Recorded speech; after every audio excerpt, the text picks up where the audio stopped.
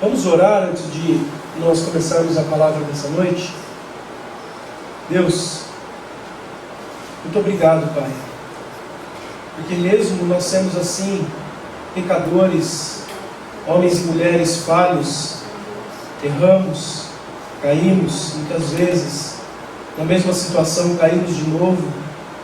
Deus, o Senhor ainda ministra o Teu poder, a Tua glória, e derrama a Tua presença no meio de nós que estamos sujos dessa maneira. Muito obrigado, Pai, porque isso demonstra o amor que o Senhor ainda tem pelas nossas vidas. O Senhor demonstra interesse pelas nossas vidas. O Senhor demonstra que o Senhor, Deus, ainda acredita nas nossas vidas. O Senhor demonstra que o Senhor ainda nos ama, porque o Senhor ainda tem cuidado para com as nossas vidas. Pai, quem somos nós para que o Senhor nos ame tanto assim? Deus, obrigado pelo Teu perdão, obrigado pela Tua misericórdia, obrigado, Senhor, pela Tua graça, obrigado, Senhor, por tudo aquilo que o Senhor tem derramado sobre as nossas vidas. Pai, obrigado pela oportunidade de termos a Tua palavra, obrigado pelo Espírito Santo do Senhor. Deus, muito obrigado, Senhor. A gratidão no meu coração, nos nossos corações, porque nós temos acesso ao Senhor, porque o Senhor não fica com uma porta fechada. O Senhor diz: vinde a mim, vós que estáis cansados e oprimidos, e eu vos aliviarei. Deus, nós podemos sentir o alívio das nossas vidas quando nós vamos até o Senhor. O Senhor é aquele que renova o cansado, o Senhor é aquele que dá força ao que está caído. Deus, muito obrigado, porque nós podemos confiar na Tua palavra e sabemos, Pai, Deus, que nós podemos voar como as águias. Nós podemos correr e não estaremos cansados. Deus, nós podemos andar e andar e andar e estaremos fortes, porque a nossa força não vem de nós, a nossa força vem do Senhor, aquele que tem toda a força.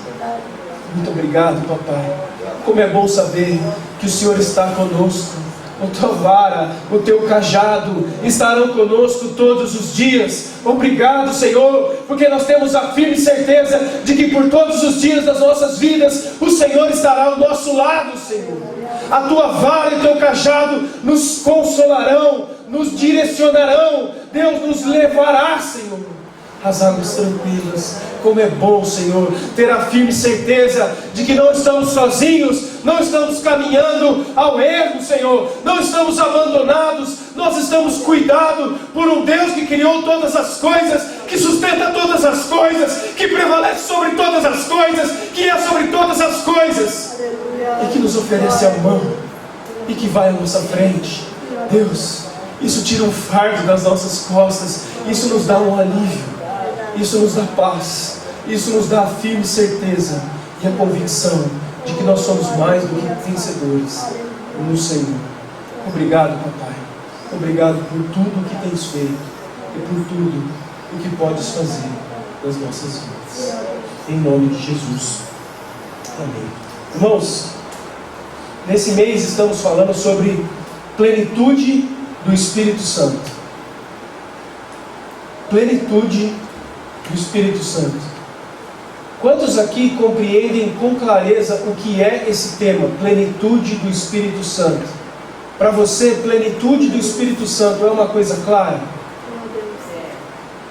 É uma coisa de simples compreensão?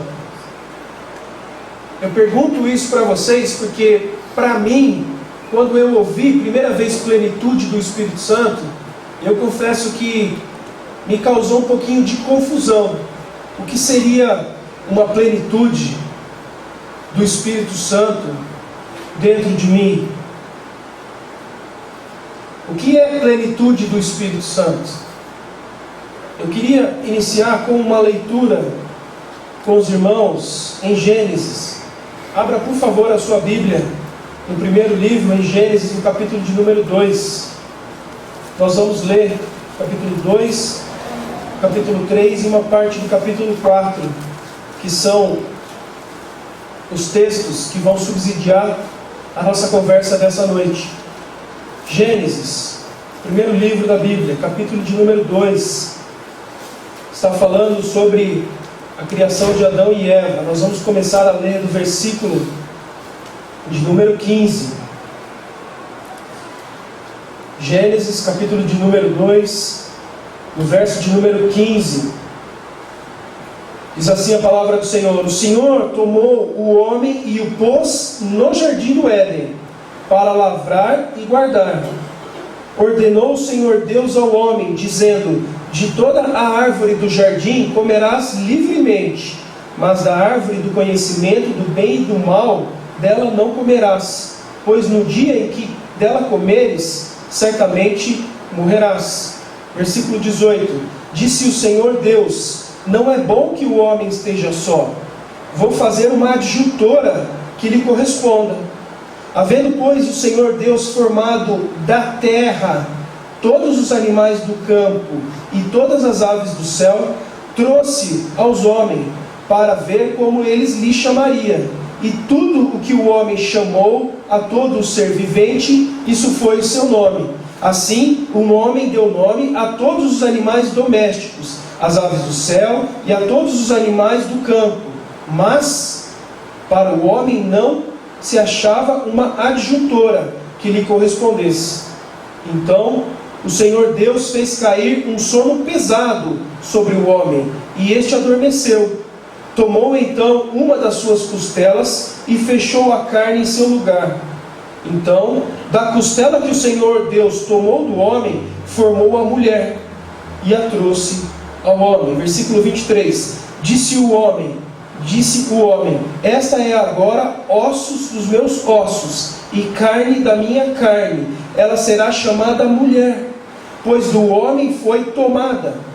Portanto, deixará o homem a seu pai e a sua mãe, e unir-se-á à sua mulher, e serão os dois uma só carne. E ambos estavam nus, o homem e a mulher, e não se envergonharam. Capítulo 3, verso 1. Ora, a serpente era o mais astuto de todos os animais do campo que o Senhor Deus tinha feito. Esta serpente disse à mulher: É assim que Deus disse: Não comereis de toda a árvore do jardim? Respondeu a mulher à serpente: Do fruto das árvores do jardim podemos comer, mas do fruto da árvore que está no meio do jardim, disse Deus: Não comereis dele, nem deles tomareis, para que não morrais. Então a serpente disse à mulher: Certamente não morrereis, porque Deus sabe que no dia em que comerdes deste fruto, os vossos olhos se abrirão, e sereis como Deus, conhecedores do bem e do mal. Vendo a mulher que aquela árvore era boa de se comer, e agradável aos olhos, e árvore desejável para dar entendimento, tomou do seu fruto, e comeu, e deu também a seu marido, que estava com ela, e ela comeu. Então foram abertos os olhos de ambos, e conheceram que estavam nus. Fizeram das folhas de figueira uma roupa, e cingiram-se. Essa história aqui todos nós já conhecemos. A história da criação do homem e a história da queda do homem. E existe um detalhe que acontece nessa história, que nós vamos entender nessa noite. É uma pequena mudança que acontece nessa história, que gerou um grande problema para toda a humanidade. Se eu pudesse dar um título a essa mensagem, eu diria: Pequena mudança, grande derrota.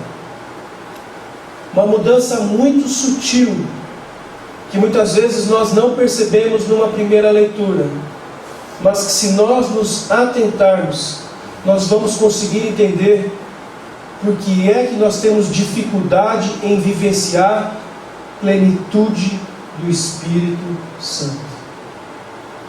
Primeira pergunta que eu quero fazer para os irmãos nessa noite, ou que eu quero pensar com vocês: quem é o Espírito Santo? Quem é o Espírito Santo?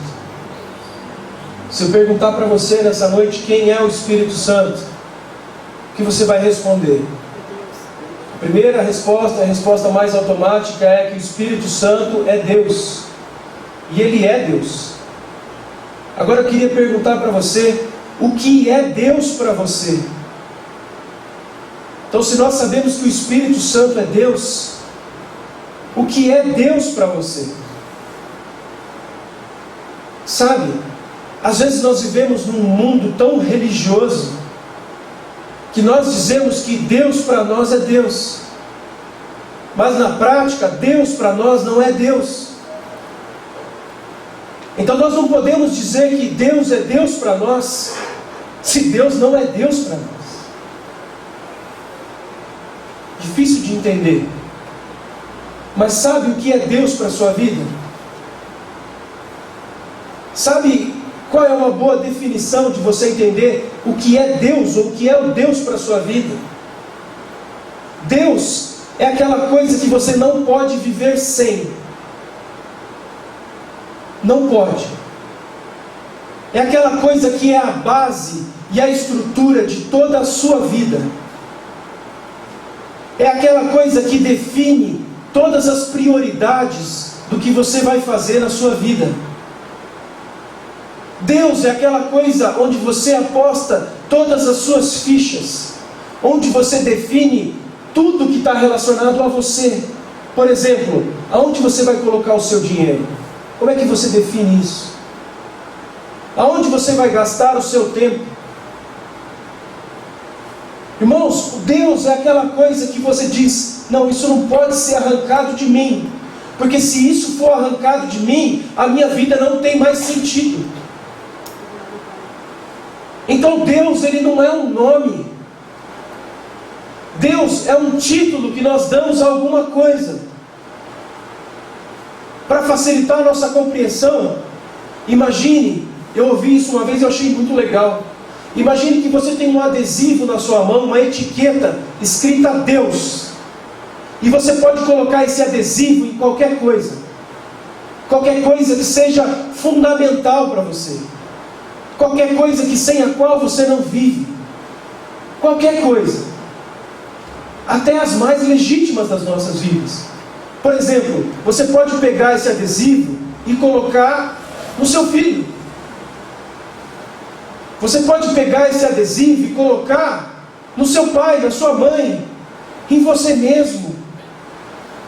Você pode colocar esse adesivo no dinheiro. Você pode colocar isso numa pessoa, em mim, num pastor. Você pode colocar esse título de Deus no sol. Você pode colocar na lua. Você pode colocar na ciência. Você pode colocar num ritmo musical. Hoje está tendo Rock in Rio. E tem muita gente que pega esse título Deus e coloca na música. E vive em função da música. E respira a música. E se move pela música. E coloca todo o seu envolvimento, o seu dinheiro, o seu tempo, o seu mover naquilo. Então eu queria perguntar para você, o que é Deus para você? Aonde nós estamos colocando esse adesivo de Deus para nossas vidas? Porque muitas vezes nós dizemos que Deus é o Deus das nossas vidas, mas o Deus das nossas vidas, Ele não é o Deus das nossas prioridades, Ele não é o Deus das nossas vontades, Ele não é o Deus da nossa movimentação, Ele não é o Deus sobre o qual nós construímos as nossas vidas, Ele não é o Deus onde nós depositamos a nossa esperança, Ele não é o Deus sobre o qual nós constituímos as nossas vidas. Então quando a gente pergunta, o que é o Espírito Santo? O Espírito Santo é Deus, mas o que tem movido as nossas vidas? Como é que nós podemos ser plenos do Espírito Santo de Deus, sendo que Deus não é o nosso Deus? Para que ser pleno do Espírito Santo de Deus, se nós não vivemos, não nos movemos, não estruturamos a nossa vida em cima disso? É interessante pensar nisso, porque quando nós colocamos esse adesivo de Deus nas coisas mais legítimas dos nossos corações, isso causa uma confusão nas nossas vidas. Tem uma vez eu li uma outra denominação de Deus que eu achei muito legal. É que Deus é aquele que é antes de todas as coisas, sustenta todas as coisas e está sobre todas as coisas. Então eu pego essa etiqueta e coloco nas coisas que são importantíssimas para mim. Minha família. Eu coloco a etiqueta de Deus na minha família, na minha esposa, nos meus filhos. E muitas vezes a minha vida, ela gira em torno disso. E isso é algo lícito, isso é algo valoroso, isso é algo importante. Mas irmãos, a minha família, eu, a minha esposa, meus filhos, a gente não é antes de tudo, a gente não sustenta tudo, a gente não está sobre todas essas coisas. E eu não quero nem pensar disso, mas se um dia eu vier perder a minha família, eu não desejo, eu não quero, não é aquilo que está no meu coração. Se isso vier a ser tirado de mim de alguma maneira, isso não pode ser um motivo que vai arruinar a minha vida. Nós como cristãos, nós precisamos entender que nós precisamos pegar essas etiquetas e colocar em 3 pessoas que têm uma relação de amor, uma relação de unidade perfeita, que são Deus Pai, Deus Filho e o Espírito Santo. E constituir nessas 3 pessoas uma estrutura para as nossas vidas. Porque para que ser pleno do Espírito Santo de Deus, se Deus não é o nosso Deus? Interessante, eu fiquei pensando no que é o Deus da juventude dos dias de hoje. O que é o Deus para os jovens hoje? Para os adolescentes de hoje? Então, os adolescentes de hoje vão ter um problema de coluna no futuro. Porque eles vivem assim. O que é que o adolescente não pode viver sem? O que é que o adolescente não pode estar sem? O que é que move a vida de um adolescente? O que é que direciona a vida? E não é só do adolescente, tem muito pessoas mais velhas que usam e usufruem dessa coisa chamada telefone celular.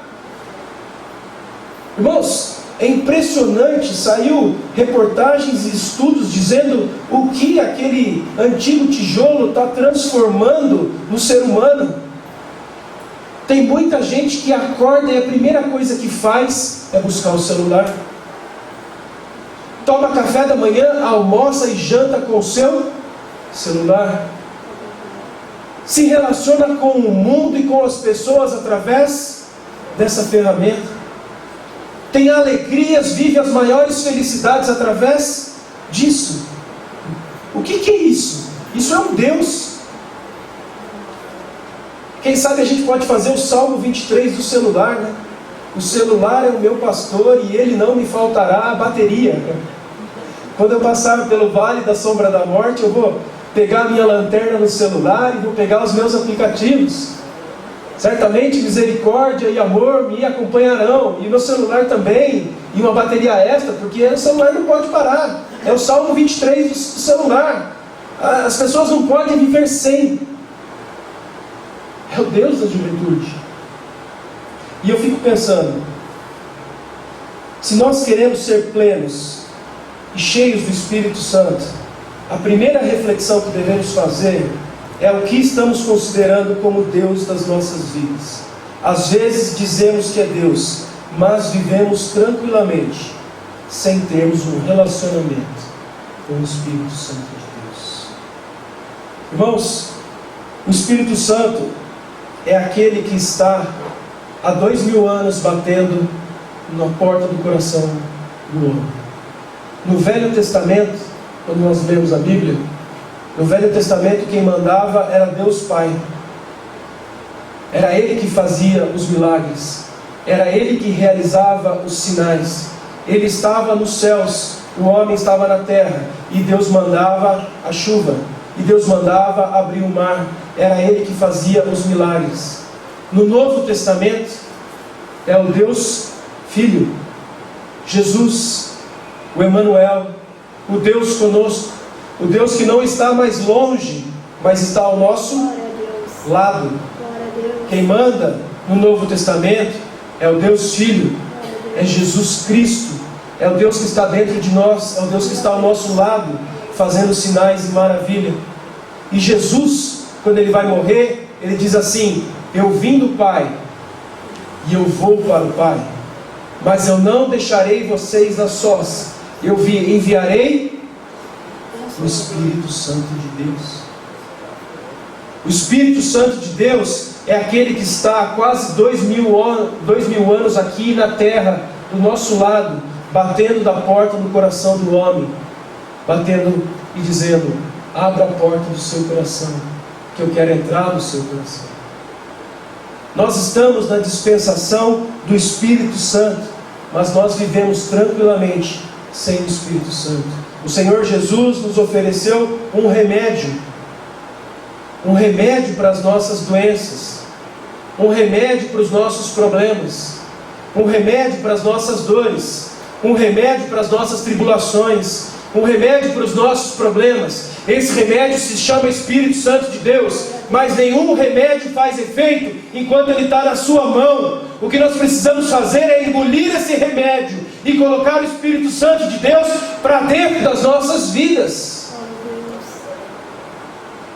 Esse é o Espírito Santo de Deus, aquele remédio que foi dado por Jesus há 2000 anos, buscando espaço dentro dos nossos corações, e nós muitas vezes estamos rejeitando em aceitar o Espírito Santo de Deus. E sabe por que nós rejeitamos o Espírito Santo de Deus? Porque nós lemos a queda do homem, o pecado. Mas nós não vamos falar sobre isso agora. Eu quero falar sobre como o Espírito Santo fala conosco. Nós já sabemos quem é o Espírito Santo, nós já sabemos quem é Deus nas nossas vidas. Agora eu queria perguntar para você: como o Espírito Santo fala com você? Como nós ouvimos o Espírito Santo? Se eu quero ser pleno do Espírito Santo, como é que eu faço para ouvir o Espírito Santo? E muitas vezes nós não ouvimos o Espírito Santo com os nossos ouvidos. O Espírito Santo nós ouvimos através do nosso Espírito. Irmãos, todos nós somos compostos das mesmas coisas. Nós temos uma composição. O ser humano é composto do quê? Ele é composto de espírito, ele é composto de alma e ele é composto de um corpo. Amém? Todos sabiam disso? Que nós temos uma composição. Nós não somos só esse corpo que nós estamos vendo aqui na frente, com o qual nós nos vemos. Nós somos compostos de 3 partes: corpo, alma e espírito. A água não tem uma composição? Hidrogênio e oxigênio? Nós temos uma composição também. Tudo tem uma composição. Esse vidro tem composição, o plástico tem composição, o Big Mac tem composição, tudo tem composição. O ser humano é composto de espírito, alma e corpo. E quando Deus criou o homem, que nós lemos aqui, Ele criou de que maneira? Ele criou o corpo da onde? Da onde foi feito o corpo do homem? Da terra, do pó da terra. Então Deus pegou um pouquinho de terra, fez um bonequinho e sobre ele soprou o Espírito. Então o que nós somos? Nós somos um Espírito. Você é um Espírito. Nós temos um corpo, o corpo que é o templo do Espírito. E Deus nos deu uma alma. Essa alma é onde está o nosso conhecimento, os nossos sentimentos, o nosso racional, o nosso psique, é a nossa alma. Então nós temos um corpo, uma alma e um espírito. O espírito ele conversa com Deus, com o Espírito Santo. E o nosso corpo ele se comunica com o mundo. É com os meus olhos que eu me comunico com o mundo. É com a minha boca, é com a minha mão, é com os meus pés, é com o meu corpo que eu tenho contato com o mundo. Olha só como é a nossa vida. De um lado, o Espírito tendo relacionamento com Deus. De outro lado, nós temos o relacionamento com o mundo. Nós vivemos essa balança o tempo inteiro. E o que fica no meio de tudo isso? É a nossa alma. A nossa alma, para conversar com Deus, ela usa o Espírito. E a nossa alma, para se relacionar com o mundo, ela usa o corpo. É um mundo visível e um mundo invisível. Agora, quando Deus criou o homem, quando nós lemos, Ele criou o homem com uma hierarquia. E nessa hierarquia, o Espírito comandava. Existia o Espírito, a alma e o corpo. E era o Espírito que predominava. O Espírito controlava o corpo e a alma. E esse relacionamento era tão perfeito, que a Bíblia nos conta em Gênesis 2, versículo 25, que esses homens que mantinham essa hierarquia de Espírito, alma e corpo, Adão e Eva, antes do pecado, essa relação com Deus era tão perfeita nessa hierarquia, que esses dois homens andavam nus ao lado do Senhor e não se envergonhavam. Olha como essa hierarquia de espírito, alma e corpo, quando ela está equilibrada na vida do ser humano, a vida do ser humano é uma vida plena, porque eles andam nus diante do Senhor e eles não se envergonham. Irmãos, tem dia que eu saio do banho e olho no espelho do meu banheiro e eu tenho vergonha de mim mesmo nu. Eu não sei se você tem isso, mas eu tenho vergonha de mim nu. Então agora eu fico imaginando, a minha esposa, chegando diante de Deus nus. Você tem vergonha de pensar nisso? Perdão, irmãos, mas eu tenho vergonha. Eu tenho vergonha dessa situação. Por que a gente tem vergonha dessa situação? Irmãos, porque quando nós pensamos em estar nus diante do Senhor, significa estar diante de Deus sem roupa, sem maquiagem, sem acessório, sem nada diante do Senhor. É estarmos nós inteiros diante de Deus, é estarmos seguros diante de Deus, é estarmos convictos diante de Deus, é não estarmos escondendo nada do Senhor, é estarmos ali completamente nós mesmos. Adão e Eva, eles estavam em tão perfeita harmonia com Deus, que eles poderiam ficar nus junto com Deus. Eles não tinham vergonha. Eu falei isso aqui hoje de manhã. Eu, nos meus 10, 12 anos, eu era o menino mais envergonhado do mundo.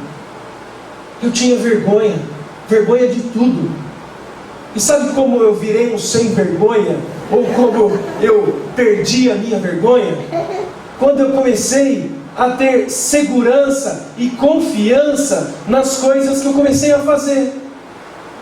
Então a vida me levou por alguns caminhos, onde eu fui perdendo a vergonha por confiança, por certeza, por uma plenitude, uma sensação de que eu estou fazendo, desenvolvendo, andando em situações onde eu estou inteiro. É isso que aconteceu com Adão e Eva. Eles estavam inteiros diante de Deus. Não tinha nada para esconder. Não tinha aquele armário dentro da sua casa que só você conhece. Não tinha aquela coisa que só você vê e que você deixa só para você. Não existe isso. Existe uma inteireza, uma completude, uma coisa onde você está totalmente dentro daquilo e existe uma comunhão perfeita. Isso era Adão e Eva antes do pecado. Agora o que aconteceu, que todos nós sabemos, o pecado chegou até Adão e Eva. Irmãos, o pecado de Adão e Eva não foi comer o fruto. Não foi comer o fruto. Porque a serpente injetou o pecado no coração daqueles homens, quando eles disseram assim: vocês podem ser igual a Deus, vocês podem ter o entendimento que Deus tem. Gênesis 3, versículo de número 6. Vendo a mulher que aquela árvore era boa para se comer, e agradável aos olhos, e árvore desejável para dar entendimento. O pecado foi colocado no coração do homem e da mulher, porque eles queriam, desejavam, almejavam. Olha só, o que é querer, desejar e almejar? Isso é fruto do Espírito ou isso é fruto do corpo e da alma? Desejo, vontade, eu quero, essa é minha vontade, eu vou cumprir a minha vontade. O que aconteceu com Eva foi exatamente isso. Ela parou de ouvir o que o Espírito dizia, e ela começou a ouvir o que a alma e o corpo estavam dizendo. E aí o pecado que estava no coração daquele homem e daquela mulher, ele se realizou. Irmãos, eu não sei se vocês percebem essa pequena mudança, mas que trouxe um grande problema para Adão e Eva. Qual foi a mudança? A mudança da hierarquia da vida. Espírito, alma e corpo foi instituído pelo Senhor, mas o homem transformou em alma, corpo e espírito. Porque para o homem, o que era importante era realizar a sua vontade. Foi isso que Eva fez, foi isso que Adão fez. E o que aconteceu quando eles pecaram? A Bíblia fala que imediatamente os olhos deles foram abertos, e eles perceberam que eles estavam nus.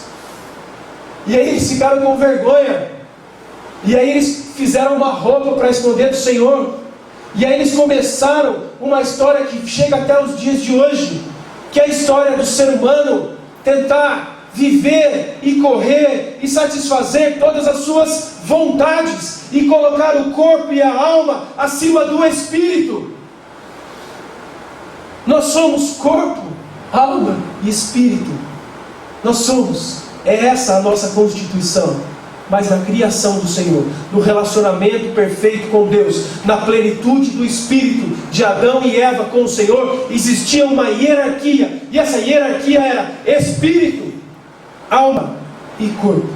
Uma sutil mudança que colocou corpo, alma e espírito, fez com que o homem começasse a pensar apenas nos desejos e nas suas vontades. E será que isso é alguma coisa diferente dos dias de hoje? Que Deus falou para Adão que seria a maldição dele. Então ele deu a maldição lá para a serpente: você vai arrastar, você vai ter problema aí. Deu uma maldição para a mulher: você vai sofrer quando você for ter filho. E deu uma maldição para o homem. E antes de dar a maldição para o homem, ele falou assim: maldita é a terra por sua causa, Adão. Maldita é a terra. O que é a terra? A terra é o material que foi feito o nosso corpo. Então o que Deus está falando? Malditos serão todos os homens por sua causa, Adão e Eva. Porque o corpo do homem, de todos os homens que nascerem após você, vão carregar essa hierarquia maldita, que é alma, corpo e espírito. Nós que estamos aqui, nascemos nessa hierarquia. Nós nascemos com isso dentro de nós. Um desejo incontrolado de fazer as nossas vontades. Um desejo que é um desejo que a gente não sabe do que é. Existe um teólogo francês muito legal. Ele não é cristão. E ele fez uma teoria que é uma teoria fantástica. Ele é professor de uma universidade na Califórnia. A teoria dele diz assim: por que existe violência no mundo? Por que o mundo é tão violento? Por que tem guerra no Oriente Médio? Por que tem assalto na rua? E por que os pais batem nos filhos e os filhos maltratam os pais, e pai mata filho, e vizinho mata vizinho, e nação mata nação? Ele queria entender por que existe essa violência no mundo. Por que o homem é tão violento? Esse francês chamado René Girard, ele fez uma teoria que diz assim, que toda a violência do mundo está baseada numa sede que todo ser humano tem dentro de si, de completar a sua vontade. Porque quando nós realizamos os desejos básicos das nossas vidas, comida, bebida e algum tipo de vestimento e moradia, nós temos dentro de nós uma vontade que nós não sabemos o que é. Existe dentro de todo mundo uma vontade que nós não sabemos como encher. Existe uma falta que a gente sente de alguma coisa que a gente não sabe o que é esse nosso vazio dentro de nós, que se chama uma busca por felicidade, que muitas vezes a gente busca em coisas para encher esse vazio. Eu, por exemplo, busco no chocolate. Eu acho que o chocolate vai tampar esse vazio que tem na minha vida. Você também quer? Podemos passear um dia e comprar alguns chocolates. Mas esse vazio que tem dentro de nós, esse buraco, essa não satisfação, essa insatisfação que nós temos dentro de nós não sabemos como resolver esse problema. O ser humano não sabe como resolve. Sabe o que ele faz? Ele começa a nomear, buscar outras pessoas que nós achamos que são felizes, que nós achamos que são completas, que nós achamos que são realizadas. Então nós olhamos no Facebook, nós olhamos no Instagram, nós olhamos nas revistas, na televisão, nós olhamos para aquelas pessoas e falamos: aquelas pessoas são felizes.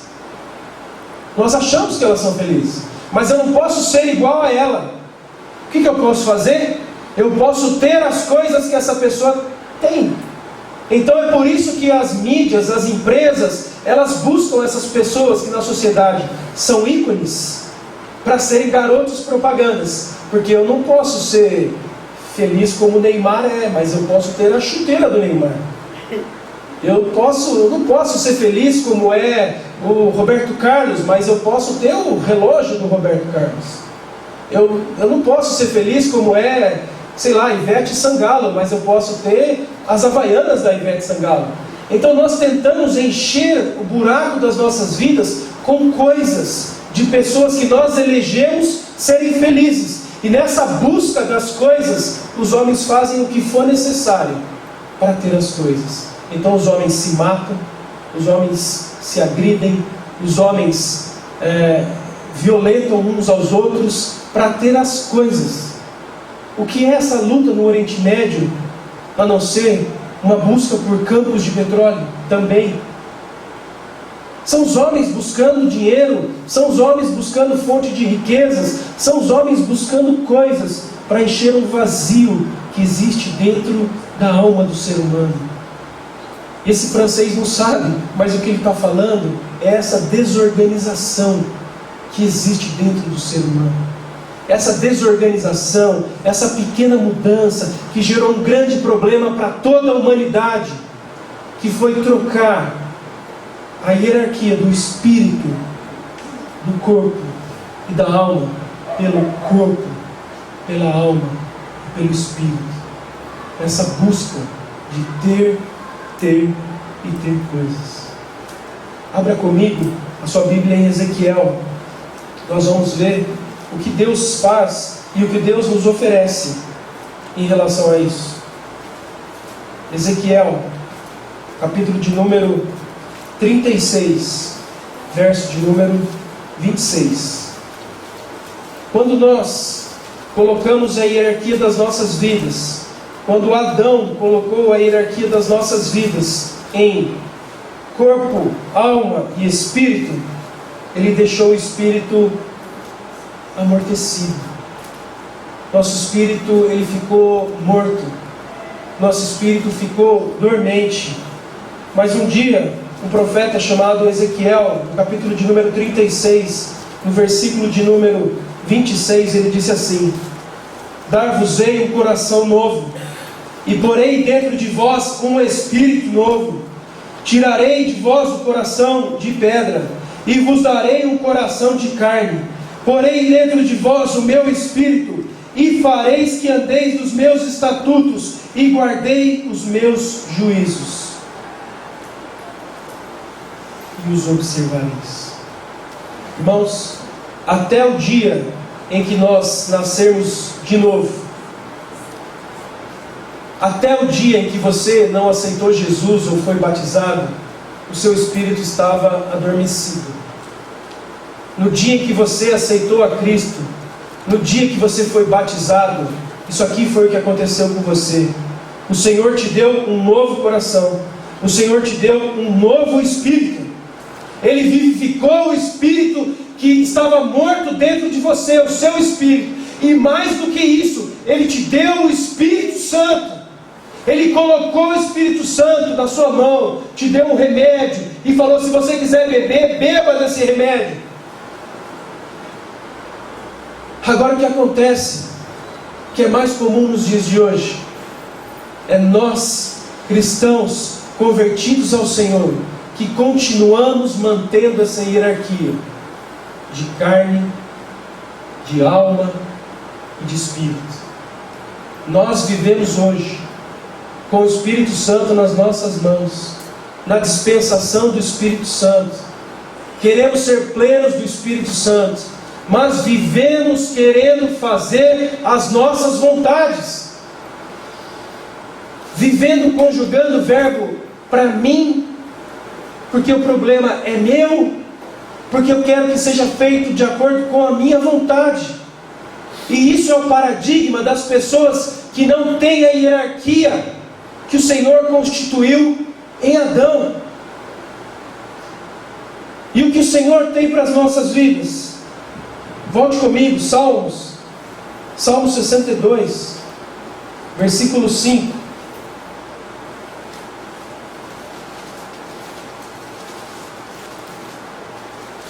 Salmo 62, versículo de número 5.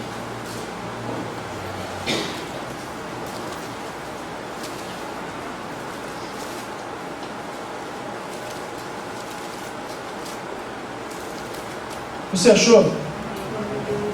É um salmo de Davi, dizendo assim: ó minha alma. Ele não diz ó meu espírito, ele não diz ó meu corpo. Ele diz o quê? Ó minha alma. Ele diz ó minhas vontades, ó meus desejos, ó minhas inclinações racionais. Ó minha alma, espera somente em Deus. Dele vem a minha esperança. Só Ele é a minha rocha e a minha salvação. É Ele a minha defesa. Não serei abalado. Em Deus está a minha salvação, a minha glória, a rocha da minha fortaleza, e o meu refúgio estão em Deus. Versículo 8: confiai nele, ó povo, em todo o tempo, derramai perante ele o vosso coração, pois Deus é o nosso refúgio. Quando nós submetemos as nossas vontades ao Senhor, quando nós submetemos racionalmente a nossa escolha, as nossas emoções, isso é um processo de plenitude do Espírito Santo de Deus. É o momento em que nós conseguimos parar esse freio de eu, mil para mim, e começarmos e voltarmos a vivermos na hierarquia que o Senhor tinha dado a Adão, que é espírito primeiro, depois corpo e alma. Isso significa submeter a nossa vontade à vontade do Espírito. Isso é plenitude do Espírito Santo. Quando nós aceitamos Jesus, o Espírito Santo veio até nós, entrou dentro das nossas vidas, mas o que aconteceu é que nós não mudamos as nossas vontades. A plenitude do Espírito Santo nas nossas vidas, ela acontece quando nós submetemos o nosso querer ao Espírito Santo de Deus. É o que Davi está dizendo aqui: minha alma espera somente em Deus, minha vontade espera, meu desejo espera, o que eu quero espera, eu, corpo, espera, porque a hierarquia da minha vida não está nas minhas vontades, não está no meu corpo, mas está no Espírito que se comunica com o Espírito Santo de Deus. Espera, irmãos, a plenitude do Espírito Santo de Deus, ela acontece nesse momento, sabe por quê? Porque quando você consegue controlar a sua alma, quando você controla as suas vontades, quando você controla os seus desejos, quando você coloca a sua alma cativa ao Senhor, o Espírito Santo, ele transborda do teu espírito para a tua alma, e ele transborda da tua alma pelo teu corpo. Isso se chama plenitude, se chama espírito, alma e corpo cheio do Espírito Santo. É o Espírito que se comunica com Deus, recebe do Senhor, para uma alma que é submissa ao Senhor, para uma alma que é submissa à vontade de Deus. Então ela transborda do Espírito para a alma, e transborda da alma para o corpo. E aí nós voltamos à origem, nós voltamos a Adão, nós voltamos a andar nus com o Senhor, e não temos mais vergonha. Nosso desafio para ser plenos do Espírito Santo, qual é? Controlar as nossas vontades. Controle a sua alma. Você que já é convertido ao Senhor, você que já recebeu Jesus, você que já aceitou Jesus, você que já foi batizado, que o Espírito Santo de Deus já entrou de novo dentro de você, o seu desafio para viver uma plenitude, o meu desafio para viver uma plenitude do Espírito Santo é um só: é controle das nossas almas, é controle da nossa vontade. Porque quando nós dizemos, espera minha alma, quando nós freamos a nossa alma, o Espírito ele é derramado sobre as nossas vontades e ele transborda para as nossas vidas. Isso se chama plenitude do Espírito Santo. Isso se chama voltar a ter um relacionamento completo, íntegro, perfeito, nu com o Senhor, onde nós não precisamos colocar nenhum acessório, nenhuma roupa, não precisamos nos esconder do Senhor.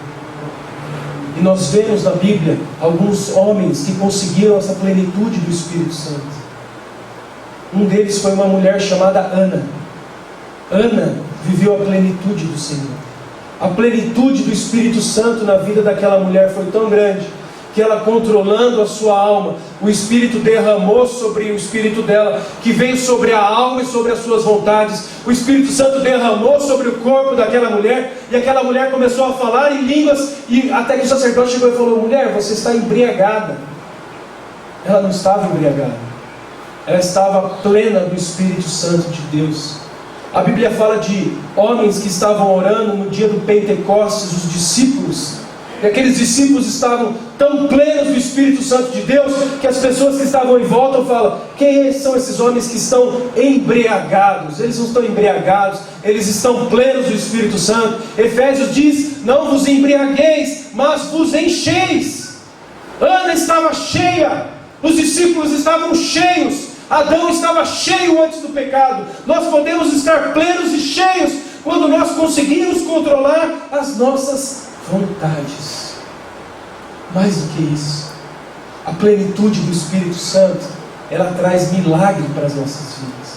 A plenitude do Espírito Santo transforma a realidade das nossas vidas. A plenitude do Espírito Santo acaba com os problemas, acaba com os sofrimentos. A plenitude do Espírito Santo, ela transborda do nosso corpo para as nossas vidas, e os milagres começam a fluir através das nossas vidas. Foi isso que aconteceu com Ana. Ana, plena do Espírito Santo, ela concebeu, ela deu à luz. Aqueles discípulos cheios do Espírito Santo e plenos do Espírito Santo, a Bíblia fala em Atos, capítulo de número 4 e 5, que milagres aconteciam no meio da igreja. Por quê? Porque aqueles homens estavam plenos do Espírito Santo. Se você está buscando milagres para a sua vida, se você está buscando a mudança da sua vida, não busque só o milagre, busque mudar a sua vida. Se você mudar a sua alma, se você controlar a sua alma, se você mudar a sua vontade, o Espírito Santo será pleno em você, e os milagres de Deus vão acontecer. Irmãos, olha que maravilhoso. Eu estava lendo isso aqui, e quando eu li, eu achei a coisa maravilhosa. Quando você olha a genealogia de dois homens da Bíblia, ler genealogia é uma coisa muito chata, não é? Você pega ali e começa a ler: fulano de tal era filho de tal, era filho de não sei quem, que era irmão do tio, do avô, que era filho. Então existem dois irmãos que a Bíblia fala sobre a genealogia deles. E esses dois irmãos você conhece, porque eles são filhos de Adão e Eva: Caim e Sete. Caim, olha só, Caim, o primeiro homem que viveu depois que Adão mudou essa hierarquia. O que aconteceu com ele? Matou o irmão dele. Olha só o problema que esse homem vivia. A Bíblia fala sobre a descendência de Caim. Então ele fala do filho de Caim que chamava Enoque. Ele fala de alguns que eram criadores de gado. Ele fala de vários nomes, fala de várias pessoas. Ele sempre fala assim: Caim gerou Enoque, Enoque gerou não sei quem, não sei quem gerou não sei quem. E é sempre gerou, gerou, gerou, gerou. Isso é em Gênesis capítulo 3. Se você quiser ler, você pode ler na sua casa. Agora existe um irmão de Caim chamado Sete. E a Bíblia fala que Sete era segundo o coração de Deus. Sete conseguiu reorganizar as prioridades da sua vida. Sabe que, como a Bíblia fala da descendência de Sete? Abra comigo, vamos ler. Gênesis capítulo 4. Olha que interessante. É sutil, mas é maravilhoso. Gênesis, capítulo de número 4.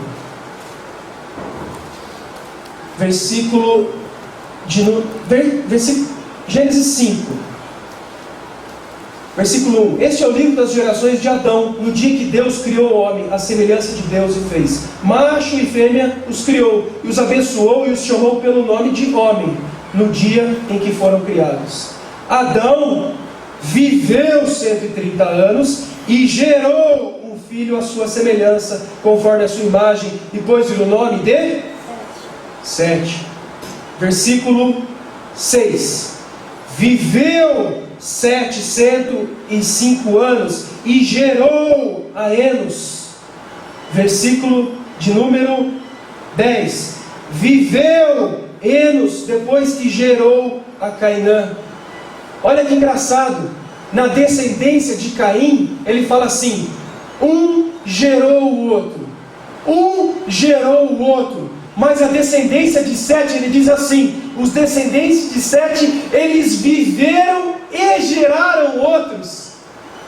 O que isso significa? Significa que a descendência de Sete viveu, teve vida, conseguiu aproveitar a vida. A diferença entre uma descendência, um filho e outro filho, era que um filho viveu e o outro não viveu. Por que Sete viveu e Caim não viveu? Sete viveu porque ele conseguiu reorganizar as prioridades da vida dele. Nós podemos ter vida. Você pode ter vida, você pode ter alegria, você pode viver, você pode ter felicidade. Só basta a gente fazer uma pequena mudança nas nossas vidas, que é mudar a hierarquia da nossa composição. Se nós conseguirmos colocar a nossa alma e dizer: aquieta-te, alma, transforma-te, alma, eu não quero esse desejo, eu não quero mais fazer isso de novo, eu não quero viver de acordo com as minhas vontades. Se nós conseguirmos dar esses passos da nossa vida, nós seremos pessoas que vamos viver a vida. Sete viveu a vida, Caim não viveu a vida. Caim gerou filhos, mas não viveu. Que essa palavra possa ficar nos nossos corações, porque vencer a nossa alma não é algo simples. É algo que nós fazemos dia após dia, de graça em graça, de glória em glória. Nosso espírito já foi vivificado, nós estamos vivificando a nossa alma, até o dia que o nosso corpo será vivificado, quando nós estivermos na glória do Senhor. A plenitude do Espírito Santo, ela vai vir sobre as nossas vidas no dia em que nós conseguirmos equalizar a hierarquia da nossa composição. Deus, obrigado, Senhor, pela Tua palavra, Senhor. Deus, que o Senhor nos ajude nessa mudança que é tão pequena, mas é tão fundamental para a nossa existência, Pai. Deus, nos ajuda a esperar. Oh Deus, assim como Davi orou, nós queremos orar nessa noite. Espera, ó minha alma. Nos ajuda a tomar o controle de novo das nossas vidas e colocar, Deus, a nossa alma, o nosso corpo cativo ao nosso espírito. Nos ajuda, Pai, Deus, a colocar o espírito, Deus, como o principal, o mais importante, aquilo que está acima de tudo nas nossas vidas. Deus, nós precisamos vencer as nossas vontades. Deus, a nossa vontade, quem sabe, não era estar aqui, mas estamos aqui, Deus, porque nós Te amamos, porque nós queremos vencer as nossas vontades, queremos vencer e submeter e subjugar a nossa carne, queremos, Deus, colocar o nosso eu por terra, queremos que nós sejamos diminuídos, Deus, para que o Senhor cresça nas nossas vidas. Pai, nós precisamos que se cumpra João 3,30 em nós, que o Senhor cresça e eu diminua, que o Senhor apareça e que nós sejamos escondidos atrás do Senhor. Nos ajuda, Pai, é dia após dia, nos ajuda a guardar o nosso coração, Pai, nos ajuda a lutar contra o pecado. Não queremos mais alimentar o pecado, Deus, não queremos mais que isso esteja ao redor das nossas vidas. Queremos nos afastar disso que nos tira a Tua presença, Pai. Traz, Senhor, o Senhor mais próximo de nós. Fica mais perto de nós, Deus, porque a presença do Senhor é muito boa para nós, Pai. Nós precisamos, Pai, do Teu Espírito Santo derramando sobre as nossas almas, derramando sobre os nossos corpos e efetuando os milagres das nossas vidas, Pai. Deus, derrama, Senhor, do Teu Espírito sobre mim, derrama do Teu Espírito sobre nós, derrama do Teu Espírito sobre a Tua igreja, mas que Ele flua através da nossa alma, que chegue através dos nossos corpos e que os milagres do Senhor aconteçam conforme a Tua vontade. Obrigado, Senhor, pela Tua palavra, no nome de Jesus.